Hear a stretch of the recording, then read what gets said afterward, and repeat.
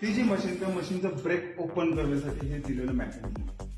ठीक आहे, तर त्याला ऑपरेट कसं करायचं, शक्यतो हा रॉड शक्यतो वापर नसेल ना तर काढून ठेवलेला पाहिजे. बरोबर, त्याचं कारण असेल, हा जर रॉड ठेवला इथे, लहान मुलं येतात आता वडत बसतील, त्यामुळे हे साईडला काढून ठेवायचं.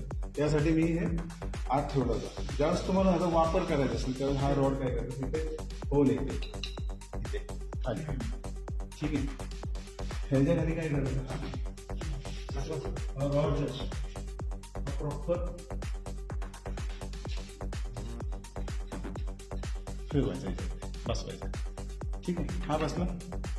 आता ह्याच्यामध्ये काय आहे की मला लिफ्टची पोझिशन काढणार कशी इथून. पहिला मी ठीक आहे, मी हे करेल हवेल वगैरे. आता ह्याला पुश करायचंय आणि तुम्ही आता इथून बघा. तुम्हाला आता मी ओपन करतो तुमच्या माहितीसाठी. इथे येऊन ते लक्ष येलो कलर वरती लक्ष. काय ते चित्र इकडचं मला नव्हतं.